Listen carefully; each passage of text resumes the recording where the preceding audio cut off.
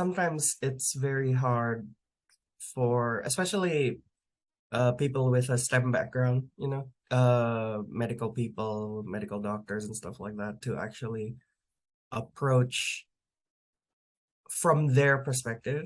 Like sometimes from a counselor's perspective, you want to problem solve, right?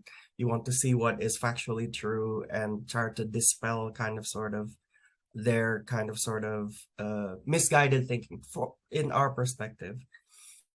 What do you think is the first step of leveling up as a counselor, in terms of trying to connect with the person reaching out instead of just being a problem solver? I think you have to put your own ideas between brackets, because what you think and what you feel about certain problems or certain issues as a counselor is not important, or is not the primary importance of the conversation. It's what the other person sees and feels as what is their problem and what they might be able to do to cope with the problem. And I especially use the word cope and not how to solve it, because very often people already have been doing or have tried lots of things to solve their problems.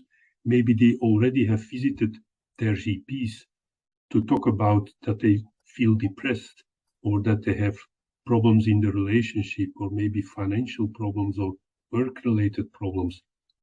So maybe they already have been seeing a counselor in a counseling office or a psychologist, or maybe they already have been in hospital because they have attempted suicide. So you cannot advise them like go to see your GP, or maybe go to hospital, or maybe. So it's more about try to understand, and maybe also the immediate need of the person is calling at a particular moment to the telephone crisis line. So what makes you call at this moment? What's the need at this moment?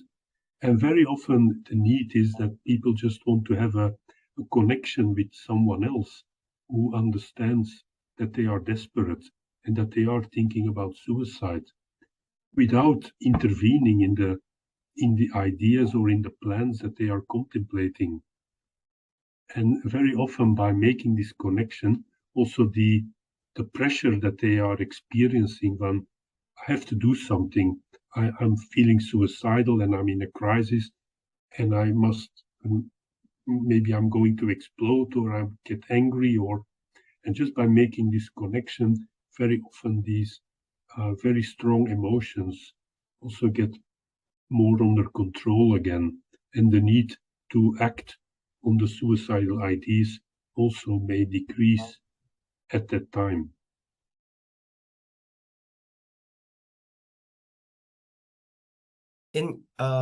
I would imagine that I'm not quite sure about the absolute timeline chronology of everything, but eventually in your life, you pursued a master's degree in suicidology.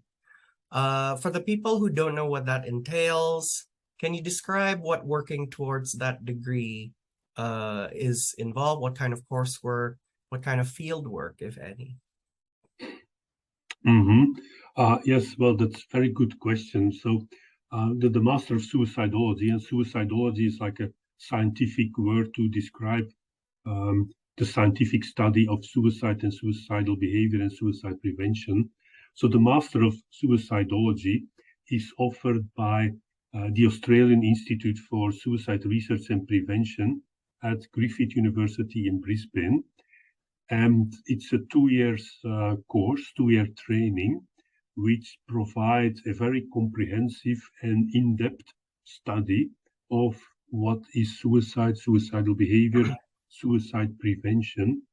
And it considers suicide from various points of views, from theoretical and ethical points of views, what is prevention, or what prevention can be or do regarding suicidal prevention, treatment approaches for suicidal people, The course consists, of course, of lectures, but also lots of reading material, writing exercises, individual exercises, but also group exercises, discussions with other students, discussions with the lecturers, writing assignments, other exercises. So I found it a very, very interesting and very rewarding course to do as a suicide prevention researcher and clinician and professional, because I'm speaking for myself, it helped me to understand what I was actually doing in my work as a suicide prevention worker, as a suicide prevention researcher and a clinician. And I was also doing some policy work at that time. And it really brings everything together and brought me a more comprehensive understanding of what suicide prevention can be, and also the limitations of suicide prevention, and how to understand it, and maybe also accept it, what is possible and what is not possible. So yes, I think I really recommend it for everyone who is a professional in suicide prevention. If you want to have an in-depth understanding of what it actually can be, and what you actually can do, and what works in suicide prevention, and why it works in suicide prevention, then I certainly recommend it. Cool.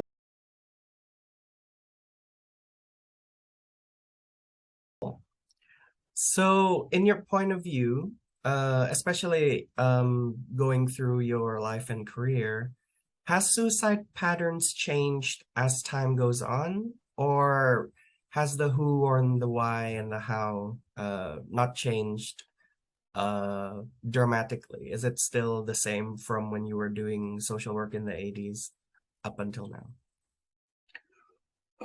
Well, of course, suicide mortality, if you look at the statistics about people dying by suicide, of course, there are evolutions with regards to certain age groups.